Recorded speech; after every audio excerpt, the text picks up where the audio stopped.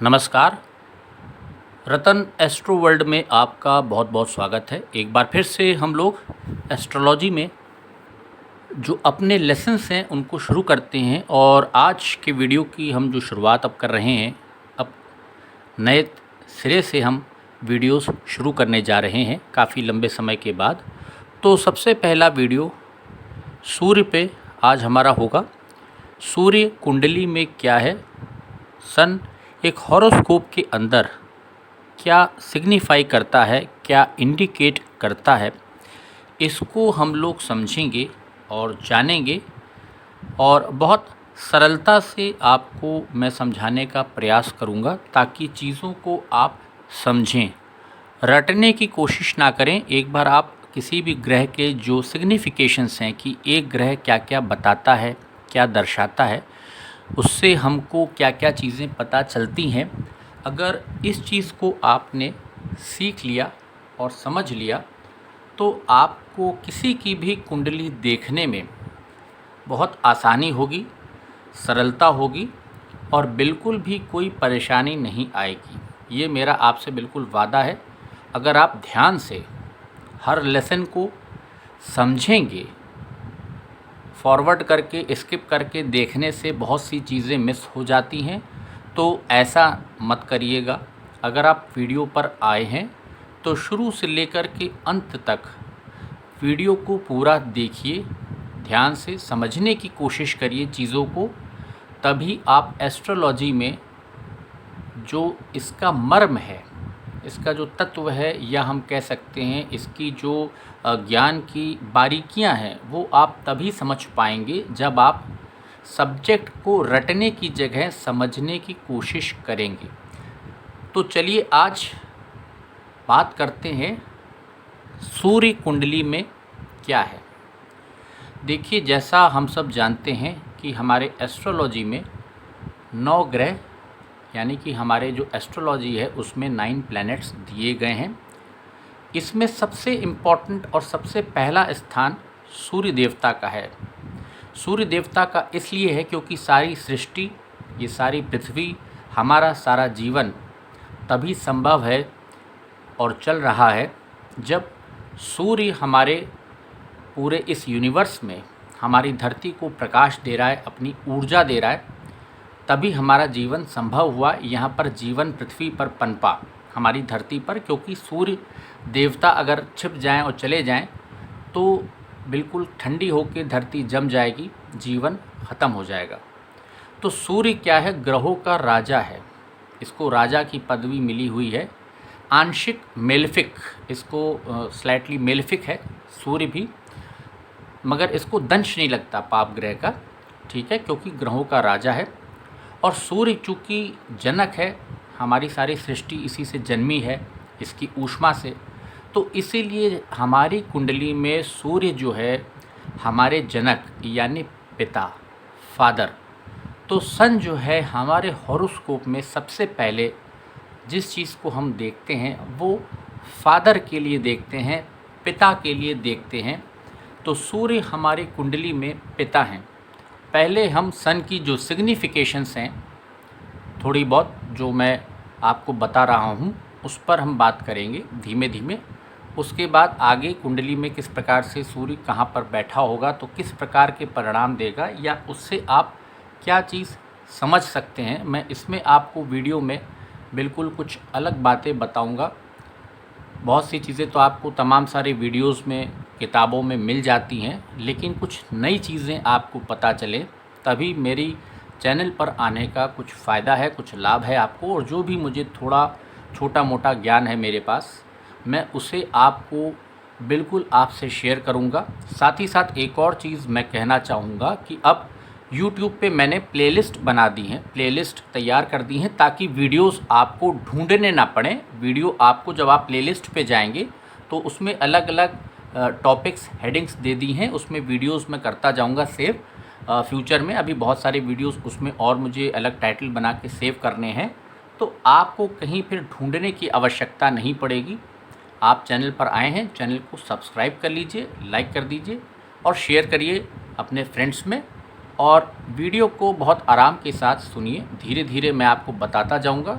English और हिंदी दोनों ही भाषाओं को प्रयोग करूंगा बीच बीच में, ताकि सबको बेनिफिट हो, फ़ायदा हो। तो सन हमारे हॉरोस्कोप में, sun is king of planets. Sun denotes our father. Sun denotes our body. हमारा शरीर कैसा होगा, जिस्म कैसा होगा, ये भी सूर्य बताता है। साथ ही साथ सूर्य जो है पावर है। पावर सेंटर जो होता है, पावर यानी एडमिनिस्ट्रेटिव पावर हो गई, गवर्नमेंट डिपार्टमेंट्स हमारे जो हैं उसकी पावर हो गई। तो सूर्य जो है एक शक्ति को दर्शाता है, क्योंकि राजा है ग्रहों का, तो राजा के पास शक्ति होती है अपनी, राजा की तरह रहता है वो, तो उस चीज़ को दर्शाता है। साथ ही साथ कुंडली में सूर्य जो है हमारे ईगो को, हमारे अहम को, उसको बताता है। नेम एंड फेम, अवार्ड्स हमको जो होंगी, हमारी ख्याति जो होगी सूर्य से होगी। हमारा हार्ट, अगर हम बॉडी के पार्ट्स में आ जाएं, हार्ट है, स्पाइन है, आई है, ये सारी चीज़ें भी सूर्य रिप्रेजेंट करता है, हमको सूर्य बताता है। इसके साथ साथ जो ऊर्जा है, एनर्जी है, उसका कारक भी सूर्य है। ठीक है, एनर्जी, क्योंकि सूर्य जो है एक बहुत ही शक्तिशाली ग्रह है। बराबर उसमें अग्नि प्रज्वलित होती रहती है, उसकी ऊर्जा से सारा विश्व चल रहा है, इसलिए एनर्जी के लिए भी सन है। एडमिनिस्ट्रेशन यानी प्रशासक, प्रशासन करना, यानी जैसे ग्रहों का राजा हम कहते हैं सूर्य को, तो राजा का काम क्या होता है? प्रजा का ध्यान रखना, प्रशासन करना। एक प्रशासक का काम जो होता है एडमिनिस्ट्रेशन का, वो होता है। साथ ही साथ चूँकि राजा है तो राजा वाले गुण क्या होंगे? जनरोसिटी, जनरस होना, दानवीर होना, किसी भी चीज़ को अपनी किसी को दे देना।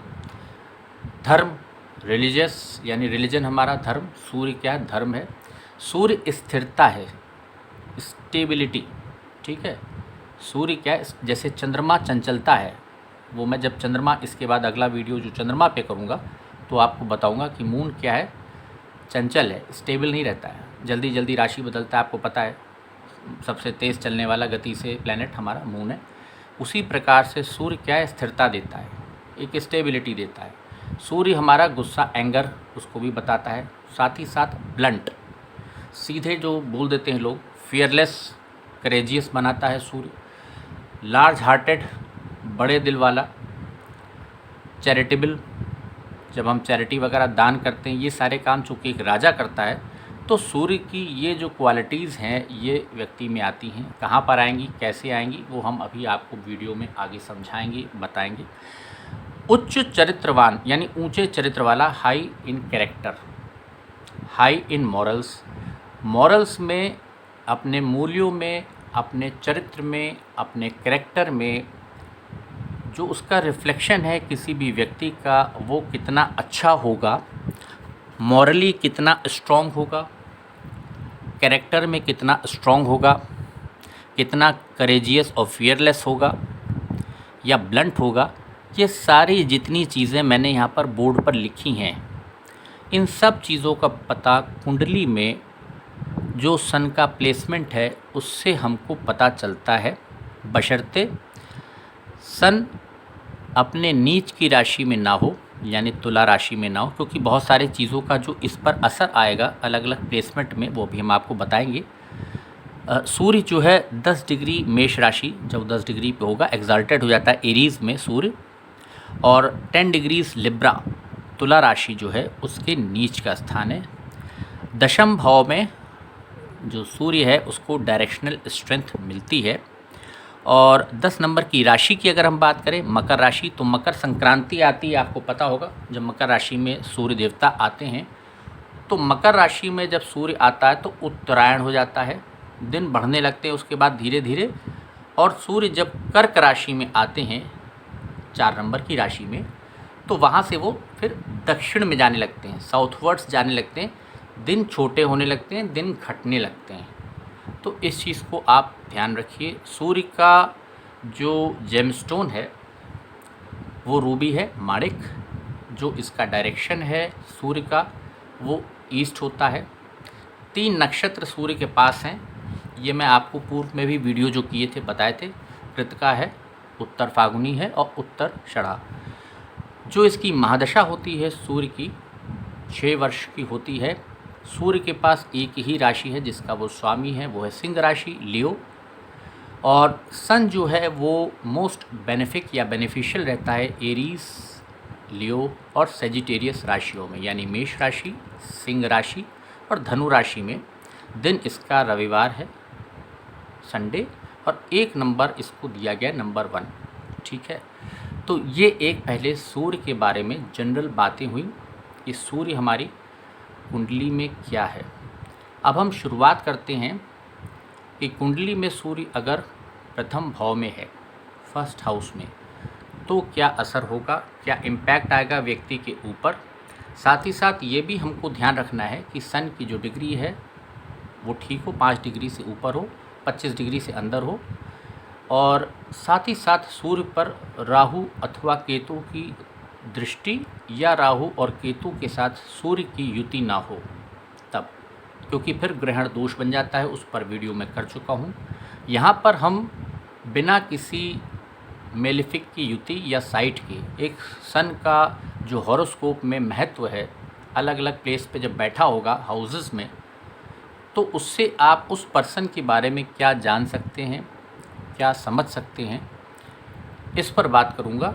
तो इसकी शुरुआत करते हैं पहले सूर्य की। अगर सूर्य प्रथम भाव में हो तो क्या होता है। तो सूर्य जब प्रथम भाव में होगा, यानी लग्न हमारा जो होता है, फर्स्ट हाउस की हम बात कर रहे हैं, नॉट राशि। फर्स्ट हाउस में जब सन बैठा होगा और नीच की राशि का साइन वहाँ पर नहीं होना चाहिए, यानी लिब्रा का साइन वहाँ पर नहीं होना चाहिए, या राहु और केतु की दृष्टि अगर नहीं है या युति नहीं है, या और कोई अन्य ग्रह वहाँ पर नहीं बैठे हैं। देखिए एस्ट्रोलॉजी में और ग्रह अगर बैठे हों या फर्स्ट हाउस पर दूसरे जो और भी ग्रह हैं उनकी अगर साइट हो, दृष्टि पड़ रही हो, तो उन ग्रह की जो सिग्निफिकेशंस हैं वो भी उस व्यक्ति के अंदर आएंगी। यहाँ पर बात और सिर्फ बात हम कर रहे हैं अगर सूर्य प्रथम भाव में बैठा है और वहाँ पर समझ लीजिए कोई और ग्रह नहीं बैठा है, किसी और ग्रह की दृष्टि नहीं पड़ रही है, तो क्या होगा या किस प्रकार से हम चार्ट को देखते हैं। सूर्य अगर प्रथम भाव में है तो व्यक्ति, ऐसा व्यक्ति चाहे वो पुरुष हो या स्त्री, बॉय और गर्ल, किसी की भी कुंडली हो, दोनों में से, मेल फीमेल में, सूर्य के वहाँ बैठने से प्रथम भाव में उसकी जो बॉडी होगी बहुत अच्छी होगी, डिजीज़ फ्री बॉडी होगी, क्योंकि सन रिप्रेजेंट करता है बॉडी को, तो एक अच्छा स्वस्थ शरीर होगा, ऊर्जावान व्यक्ति होगा, एनर्जेटिक होगा, डोमिनेंट होगा, दूसरे पर डोमिनेट करने वाला होगा, क्योंकि सूर्य ग्रहों का राजा है और फर्स्ट हाउस सेल्फ होता है।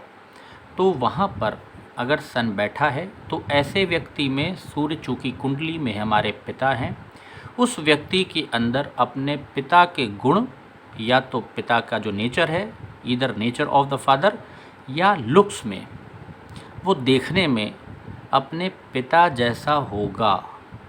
उसके जो फीचर्स होंगे, अगर फीमेल है तो उसके फीचर्स थोड़े भारी होंगे, और मेल है तो उसके फीचर्स अपने पिता समान, या आप कह सकते हैं कि जो उसका स्वभाव होगा वो पिता पे जाएगा। तेज़ होगा, किसी से डरने वाला नहीं होगा, ऐसा व्यक्ति फियरलेस होगा, और गवर्नमेंट जॉब के चांसेस, लंबी आयु के साथ साथ सरकारी नौकरी के चांसेस, ऐसे व्यक्ति के इनकम, अगर हम बात करें उसकी सेकंड हाउस की हम बात करते हैं अभी, तो गवर्नमेंट जॉब के चांसेस तो है ही, और जो उसका नाम होगा, ख्याति होगी, क्योंकि फर्स्ट हाउस हमारी बर्थ प्लेस है, जहाँ हम जन्म लेते हैं, बर्थ लैंड। तो अगर सन वहाँ पर बैठा है तो उसको अवार्ड्स या जो उसका नेम और फेम होगा उस व्यक्ति का जिसकी कुंडली है, चाहे वो पुरुष हो या स्त्री हो, वो अपनी बर्थ प्लेस पे होगी। यानी अगर वो अपनी मेहनत करके कोई नाम कमाता है या बनाता है तो उसका नाम, उसकी ख्याति अपनी बर्थ प्लेस पर होगी। ठीक है, ये सारी चीज़ें होंगी अगर फर्स्ट हाउस में सन बैठा है, वहाँ पर उसको एक कुशल प्रशासक बनाएगा सूर्य। ये सारी चीज़ें होती हैं। अब बात करते हैं अगर सन सेकंड हाउस में बैठा है तो क्या होगा। देखिए सेकंड हाउस होता है उस व्यक्ति की फैमिली। फैमिली में कौन आ गए? माता पिता हो गए, वाइफ हो गई और बच्चे हो गए। इसी को हम परिवार मानते हैं अपना, सगे जो होते हैं, ठीक है, क्लोज ब्लड रिलेटिव्स। तो सेकंड हाउस स्पीच का है, इनकम का है, फैमिली है हमारी। हाउसेस के बारे में देखिए हम पहले ही सब बता चुके हैं, तो बीच बीच में रिपीट करता हूँ क्योंकि रिपीटिशन से देयर इज़ नो हार्म। तो second house stands for family, income, speech. First house stands for self, हमारी पर्सनैलिटी कैसी होगी। तो वो फर्स्ट हाउस में जब सन होगा, मैंने बता दिया, डोमिनेटिंग नेचर होगा, फीचर्स या लुक्स में फादर जैसा होगा, स्वभाव या देखने में, and person will be having administrative qualities. Now in second house अगर सन हमारा सेकंड हाउस में बैठा है, second house is nothing but family. So sun being there means father. Father will be leading the family. उस परिवार में, उस बच्चे के, बेटा या बेटी के जो परिवार होगा उसमें, उनके परिवार में उनके पिता की चलेगी। जैसे किसी किसी घर में आपने देखा होगा माता जी की चलती है, पिताजी वहाँ खामोश रहते हैं, बोल ही नहीं पाते हैं, पता चला शब्द ही नहीं निकल रहा मुँह से, चुपचाप बैठे हुए हैं, है ना। वहाँ पर माँ डोमिनेट करती है। तो तब होगा जब वहाँ पर मून बैठा होगा, क्योंकि मून मदर है। वो हम आपको जब मून का करेंगे तो उसमें डिटेल में वो बातचीत करेंगे। या वीनस बैठा है तो वाइफ डोमिनेट करेगी या सिस्टर डोमिनेट करेगी फैमिली को। तो उसी प्रकार से second house is family. Second house में अगर आपको किसी की कुंडली में सूर्य दिख रहा है, समझ लीजिए कि उसके पिता उस फैमिली के हेड हैं, उनकी ही परिवार में चलती है, वो डोमिनेट करेंगे। दूसरी चीज़ वाणी का स्थान है, स्पीच। सन वहाँ पर बैठा है तो व्यक्ति बहुत ब्लंट होगा, बोलने में बहुत सीधा बोल देगा। ज़बान के ऊपर समझिए सूर्य रखा हुआ है तो बहुत चोट पहुँचाने वाला कहिए बोल दे, है ना, जो आपको हर्ट कर दे, आपकी फीलिंग्स को हर्ट कर दे। ब्लंट, सीधी बात एकदम, बिल्कुल बोलने में निडर होगा, वाणी में किसी से दबेगा नहीं, किसी से डरेगा नहीं। और बिल्कुल भी जो उसकी वाणी होगी बहुत ही, जैसे क्योंकि सूर्य क्या है, आग का गोला है, तो हीटेड आर्गुमेंट्स कर लेगा, या जो उसके वर्ड्स होंगे बहुत ही ब्लंट होंगे, एकदम डायरेक्ट स्ट्रेट फॉरवर्ड, ठीक है, ये चीज़ होगी। साथ ही साथ उसकी फैमिली, सन वहाँ पर बैठा है इन द सेकंड हाउस, उसकी फैमिली उस सिटी में या उस इलाके में जहाँ पर वो रहता है एक वेल नोन फैमिली होगी, ख्याति प्राप्त परिवार। उसके परिवार को वहाँ पर उस मोहल्ले में या उस एरिया में या उस शहर में लोग जानते होंगे, उनकी परिवार को, उनकी फैमिली को। सन इन सेकंड हाउस ये भी आपको देगा। समझ में आया आपको कि सूर्य अगर दूसरे भाव में बैठा है इन सेकंड हाउस, तो वो फैमिली उस सिटी की, उस ज़िले की या उस शहर की, उस गांव की, जहाँ पर भी वो रह रहा है या कॉलोनी में, वो वेल नोन फैमिली होगी, ठीक है। Third house, sun in third house means व्यक्ति को जो शॉर्ट डिस्टेंस ट्रैवल्स हैं, पराक्रम है, सिबलिंग्स है, उसमें जो उसके भाई बहन हैं, सन बैठा है तो कहीं ना कहीं प्रॉब्लम्स होंगी। और अपने करियर को लेके, अपनी हर चीज़ को लेकर के जो पराक्रम हो या हर चीज़ में व्यक्ति को कहीं ना कहीं एक्स्ट्रा एफ़र्ट करनी पड़ेगी, थोड़ा मेहनत करनी पड़ेगी, ये होता है। फोर्थ हाउस में अगर सन बैठा है तो क्या होगा? फोर्थ हाउस हमारा घर है, डोमेस्टिक हैप्पीनेस है। फोर्थ हाउस में अगर सन है और वो घर है, तो वो घर, वो हाउस एक वेल नोन हाउस होगा। उस घर के बारे में बहुत से लोग जानते होंगे, जिस एरिया में उसका घर होगा। उसकी जो एंट्रेंस होगी ईस्ट फेसिंग होगी, ईस्ट से या तो एंट्रेंस होगी या वो हाउस ईस्ट फेसिंग होगा, क्योंकि सन का जो डायरेक्शन है देखिए वो ईस्ट है। और घर के आसपास कोई मंदिर होगा, मंदिर के पीछे मकान हो सकता है जो उसकी लोकेशन है, बिसाइड्स द टेम्पल हो, तो इस प्रकार की लोकेशन हो सकती है। साथ ही साथ सूर्य वहाँ पर बैठा है, और अगर कोई मेलेफिक इफ़ेक्ट है, इम्पैक्ट है, यहाँ पर एक हम मेलेफिक की बात इसलिए कर रहे हैं क्योंकि अगर मेलेफिक इम्पैक्ट है तो मदर से ऐसे व्यक्ति के जो रिलेशंस होंगे वो स्ट्रेंड होंगे, तल्ख संबंध होंगे अपनी माता जी के साथ, क्योंकि चौथा भाव माँ के लिए होता है, मदर का होता है फोर्थ हाउस। तो स्वभाव वहाँ पर जो मकान होगा मकान बड़ा होगा, नो डाउट ऐसे व्यक्ति का मकान वैभवशाली मकान होगा, हाउस बड़ा होगा, एरिया में ज़्यादा स्पेशियस होगा, साथ ही साथ उसमें फैसिलिटीज़ भी होंगी, नौकर चाकर वगैरह सब उसको मिलेंगे, क्योंकि सूर्य एक राजा है और राजा ही जब घर में बैठा है तो घर वैभवशाली होना चाहिए, सब तरह की सुविधाएं उस घर में होनी चाहिए। ये सारी चीज़ें 4th हाउस में होंगी। 5th हाउस में जब अगर सूर्य बैठा हो और अपने साइन में अगर है लियो में, लियो उसकी ही राशि है, किंगडम है, केमिकल्स वगैरह, तो 5th house love and romance का भी होता है, ठीक है, चाइल्ड का भी होता है, हमारे स्टडी का भी है। तो 5th हाउस में सन जो है वो प्यार के लिए, लव एंड रोमांस के लिए, अगर हम मैरिटल लाइफ के लिए देखने जाएं उस चार्ट को, उस व्यक्ति के, तो 5th हाउस में सूर्य क्या है, एक आग का गोला, तो वो चीज़ फिर लव एंड रोमांस जब वो होता है लाइफ में नहीं होगा तो बहुत फिर happy life, happy married life जो है ना इंसान की, वो नहीं चल पाती है। 6th हाउस की हम बात करें तो ऐसे व्यक्ति को सन अगर 6th हाउस में है तो आप देखिए कि उसको लोग परेशान बहुत करेंगे, जो उसके एनिमीज़ हैं या कोई लोन है, लेकिन वो ओवरकम कर लेगा, वो पिछाड़ देगा। शत्रुओं पर विजय, उसको उसके एनिमीज़ हरा नहीं सकते। अगर सूर्य वहाँ पर बैठा है तो वो अपने दुश्मनों को, या जो भी लोग पॉलिटिक्स करते हैं उसको नीचा दिखाने के लिए, उसको गिराने के लिए, ऐसे में उस व्यक्ति को कोई भी, चाहे कितना ही शक्तिशाली दुश्मन हो, वो एक ना एक दिन परास्त हो जाएगा, उसको मुंह की खानी पड़ेगी। तो the person who is having whether male child or female child, if he or she is having sun in the 6th house, then the person will be able to defeat his or her enemies, ठीक है। now in the 7th house is basically for spouse day to day income, तो मैं 7th राशि की बात नहीं कर रहा यहाँ पर, लिब्रा में फिर वो नीच के हो जाएंगे सूर्य।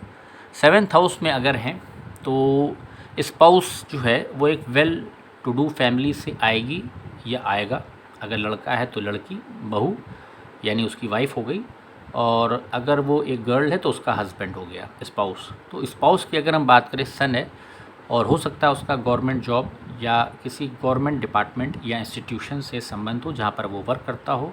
साथ ही साथ उस व्यक्ति को भी जिसके चार्ट में 7th हाउस में है, डे टू डे इनकम के लिए भी कहीं ना कहीं गवर्नमेंट से कुछ ना कुछ हेल्प या उसका संबंध बनेगा। साथ ही साथ सेक्सुअल डिज़ायर्स थोड़ी अधिक होंगी, चाहे वो मेल हो या फीमेल हो, बिकॉज सन इज़ देयर, सन आंशिक मेलफिक है। तो जो 7th हाउस है वहाँ पर अगर बैठा है तो ये चीज़ हो सकती है। 8th हाउस में अगर सन है तो inheritance from the father side होगा। साथ ही साथ ऐसे व्यक्ति को फायर से बचना चाहिए, क्योंकि जलने की संभावना रहती है, बर्न हो सकता है आपको। तो फायर से ऐसे व्यक्ति को जिसके अष्टम भाव में 8th हाउस में सन बैठा हो, उसको अग्नि से सावधान रहना चाहिए, ठीक है। 9th हाउस में सन, लॉन्ग डिस्टेंस ट्रैवल, धर्म का भाव, भाग्य का भाव, भाग्य स्थान। 9th हाउस में अगर सन बैठा है आपके, तो ऐसे व्यक्ति की धर्म कर्म में रुचि होगी, रिलीजियस स्पिरिचुअलिटी जिसको हम कहते हैं वो चीज़ उसके अंदर आएगी, और ऐसा व्यक्ति धार्मिक कार्यों में, लोगों की मदद करने में, इस तरह के जो चैरिटेबल काम हैं उसमें बिल्कुल बढ़ चढ़ के हिस्सा लेगा, कार्य करेगा और लोगों की मदद करेगा। ये सारी चीज़ें वहाँ पर होती हैं। लॉन्ग डिस्टेंस ट्रैवल में भी जब भी वो यात्रा करेगा कोई, तो वैभवशाली यात्रा होगी, बड़े क्लास में जाएगा, बड़ी गाड़ी में जाएगा, कोई भी चीज़ जो उसकी होगी सन के होने से सुख सुविधा संपन्न होगी और वैभवशाली चीज़ होगी। मतलब छोटी मोटी चीज़ में नहीं जाएगा, छोटे मोटे क्लास में नहीं जाएगा, उसका बिल्कुल चीज़ें फिर टॉप लेवल होंगी, क्योंकि सूर्य ग्रहों का राजा है। तो यहाँ पर जो ट्रैवल भी उसकी होगी, ट्रैवलिंग, वो कंफर्ट में होगी, बहुत हाई एंड उस पर होगी चीज़ें, ठीक है। अब 10th हाउस में अगर सन हो तो 10th हाउस में डायरेक्शनल स्ट्रेंथ सूर्य की होती है, शक्ति बढ़ती है उसकी। प्रोफेशन का कारक यहाँ पर प्रोफेशन में अगर बैठ गए, हाउस ऑफ प्रोफेशन है, फादर भी हमारा, फादर के लिए 10th हाउस होता है। तो यहाँ पर सूर्य बैठा है, सूर्य आप जानते हैं गवर्नमेंट है, तो आपका जो प्रोफेशन है उसका संबंध कहीं ना कहीं सरकार से होगा, गवर्नमेंट से होगा, एडमिनिस्ट्रेशन है, पावर है, और आपका जो पद है वो ऊंचा होना चाहिए। डायरेक्टर वगैरह आप हो गए, कोई अच्छी पोस्ट पे, एडमिनिस्ट्रेटिव पोस्ट पे इंसान पा जाता है। डिपेंड करता है कि और भी जुपिटर है, वीनस है, बाकी की जो है सैटर्न है, उसकी कैसी प्लेसमेंट है, किस प्रकार से, वो तो एक हर व्यक्ति की एक चार्ट को जब पूरा देखा जाएगा, कौन से प्लैनेट्स की वहाँ पर साइट है, फिर आगे नवमांश दशमांश में क्या स्थिति है, चार्ट आपका कैसा है, क्या कह रहा है, तो वो तो सब चार्ट्स जब स्टडी होते हैं वो तो फिर पूरी कच्चा चिट्ठा या पूरी बातें तभी निकल कर सामने आती हैं। ये तो एक मोटा मोटा एक बेसिक चीज़ें, जनरल जो बातें हैं मैं आपको बता रहा हूँ। 11th हाउस में सन होगा तो जो फ्रेंड सर्कल होगा उससे आपको बहुत सपोर्ट और हेल्प मिलेगी, और फ्रेंड सर्कल बहुत इन्फ्लुएंशियल होगा, बहुत हाई एंड वाले फ्रेंड सर्कल होंगे, जो लोग होंगे, फ्रेंड्स होंगे आपके, फ्रेंड्स एंड रिलेटिव, वो बहुत ही उच्च पदों पर आसीन होंगे, गवर्नमेंट जॉब में हो सकते हैं, या अपना कोई काम कर होंगे तो बहुत बड़ा बिजनेस होगा या बहुत बड़ा काम होगा। And sun in the 12th house, यहाँ पर एक चीज़ हो सकती है, सन जब 12th हाउस में होता है, अर्ली लॉस ऑफ फादर। वैसे कुछ लोग 8th हाउस में भी मानते हैं कि पिता के ऊपर संकट हो सकता है, डिपेंड करता है बाकी प्लैनेट्स क्या किस प्रकार से चीज़ों को कह रहे हैं, तभी आकलन कर पाना संभव होता है। 12th हाउस में सन अगर है तो name and fame in a foreign land, जिसको हम कहते हैं कि आपका नाम और ख्याति जो है वो विदेश में हो सकती है, क्योंकि 12th house is a foreign land, और साथ साथ क्योंकि 12th हाउस एक्सपेंसेस का है, लॉसेस का है, खर्चे का है हमारे, तो यहाँ पर 12th हाउस में अगर सन है तो एक जो माइनस, एक नेगेटिव जो सिग्निफिकेशंस में से आता है वो यही है कि ऐसे बच्चे का जो पिता हैं वो उसका साथ जल्दी छोड़ के जा सकते हैं, तो अर्ली लॉस ऑफ फादर, तो एक ये चीज़ भी होती है। तो ये कुछ बातें थीं सूर्य की जो एक कुंडली के अंदर, एक चार्ट में सन जब अलग अलग हाउसेस में बैठेगा तो वो क्या असर देगा, क्या इम्पैक्ट करेगा, एक जनरल सी बातें थी। कुछ बातें मुझे उम्मीद है ये आपको पसंद आई होंगी। सूर्य जो है देखिए हमारी बॉडी का मुख्य कारक है, और बॉडी में भी हार्ट, स्पाइन है, हमारी आई है, इसके अलावा बाइल यानी पित्त जो हमारा होता है, ब्रेन है, हेड है, हड्डी हमारी बोन्स है, इसके अलावा लंग्स, स्टमक, ब्रेस्ट, ओवरीज, इनको भी ये अफेक्ट करता है। तो अगर कुंडली में कमज़ोर हो या एफ्लिक्टेड हो, यानी राहु और केतु से कोई संबंध बन रहा हो या किसी मेलेफिक के साथ, तो इंसान को अपने जीवन काल में आँखों की समस्या हो सकती है, स्टमक डिसऑर्डर्स हो सकते हैं, स्पाइन से रिलेटेड प्रॉब्लम्स हो सकती हैं, बैक एक वगैरह, जैसे आँखों में कंजक्टिवाइटिस हो जाना या किसी की आँखों से पानी बहना, कैटरैक्ट हो सकता है। तो इस प्रकार की जो डिजीज़ हैं, ब्रेस्ट से रिलेटेड डिजीज़ है महिलाओं में विशेषकर, वो हो सकती है।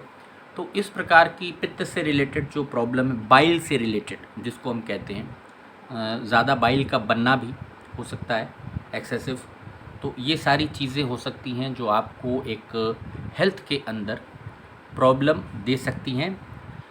इसके अलावा जिनका सूर्य आप देखिए नीच का होगा या थोड़ा सा एफ्लिक्टेड होगा, तो जैसा पूर्व में भी एक बार मैंने बताया था, सूर्य पर जब मैंने वीडियो ग्रहों के ज्ञान में कुछ बोला था, तो मुझे याद आ रहा है कि ऐसे व्यक्ति आप देखिएगा अक्सर लेट करके पढ़ेंगे, लेट करके मोबाइल देखेंगे, लेट करके कार्य करना पसंद करते हैं। लेटी अवस्था में पता चला बिस्तर पर लेट करके पढ़ाई हो रही है या वो स्पाइन से संबंधित ही समझिए अफेक्ट है कि वो बैठ करके इंसान नहीं पढ़ेगा। ये सारी चीज़ें होती हैं। साथ ही साथ एक स्ट्रॉन्गर, एक शक्तिशाली सूर्य की जो पोजीशन है, स्ट्रॉन्गर सन मीन्स सपोर्ट या cooperation from the father, support from the government authorities, support from the high and people of the society, a disease free body, healthy body.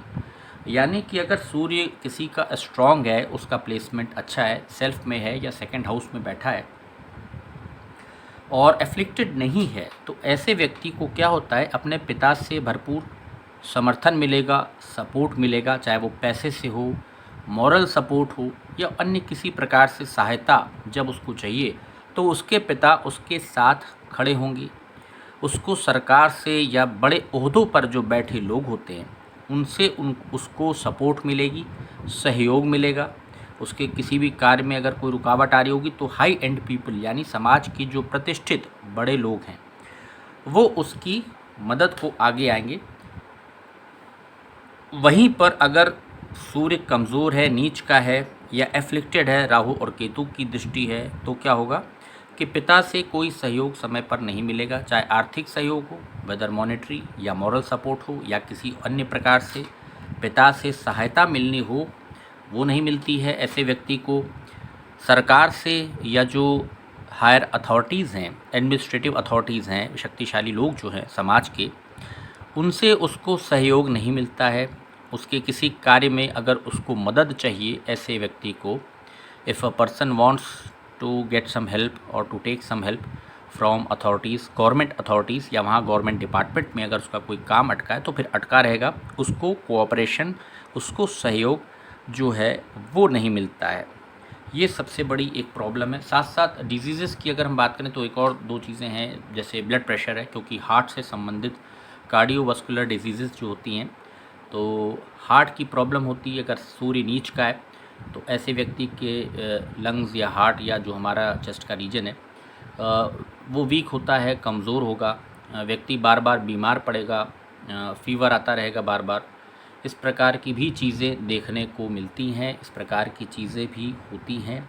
साथ ही साथ सूर्य अगर कुंडली में कमज़ोर है तो ऐसा व्यक्ति चिड़चिड़ा होगा, गुस्सैल होगा, बात बात पर गुस्सा भी आता है। सूर्य अगर सेल्फ में बैठा है, फर्स्ट हाउस में, प्रथम भाव में बैठा है या गुरु के साथ बैठा है तो ऐसा व्यक्ति भी उसको गुस्सा है, कभी कभी बेमतलब गुस्सा आएगा। अगर केतु की उस पर दृष्टि पड़ रही है तो गुस्सा जो है वो कंट्रोल हो जाएगा, टेम हो जाएगा। अगर उस व्यक्ति को कोई एकदम से अचानक से गुस्सा आया किसी बात पर तो केतु की दृष्टि होगी तो क्या होगा, गुस्सा कंट्रोल हो जाएगा। अगर केतु की मान लीजिए दृष्टि नहीं है, सिर्फ राहु बैठा है, मतलब राहु की दृष्टि पड़ रही है, बैठा तो नहीं, अगर बैठा होगा तो केतु उसके ऑपोजिट होगा, तब भी बैलेंस हो जाती है चीज़। लेकिन राहु की अगर मान लीजिए दृष्टि पड़ रही है किसी ऐसे व्यक्ति पर तो उसका क्रोध अचानक से आएगा और बहुत ज़्यादा आएगा, है ना, क्योंकि राहु का प्रभाव होता है कि वो ग्रह के जो भी प्रभाव हैं उसको बढ़ा देगा। अगर उसकी दृष्टि किसी पर्टिकुलर ग्रह पे पड़ रही है, किसी भाव पर पड़ रही है तो उसके रिज़ल्ट को वो बढ़ा देता है, मैग्नीफाई कर देता है, क्योंकि वो मैग्नीफायर का काम करता है, चीज़ को बढ़ाने का काम करता है राहु। तो सूर्य से जुड़ी ये कुछ बातें थी जो कि मुझे लगता है कि आपको पसंद आई होंगी वीडियो में, और बाकी और भी अन्य जो चीज़ें हैं सूर्य से संबंधित, हम आगे जब और लेसन्स या और लेक्चर्स करते रहेंगे तो बीच बीच में और भी सूर्य से जुड़ी बातें आपसे शेयर करते रहेंगे। आप सीखने के लिए आसान तरीके से एस्ट्रोलॉजी को मेरे साथ चैनल को सब्सक्राइब करना मत भूलिएगा। वीडियो देखने के लिए बहुत बहुत धन्यवाद।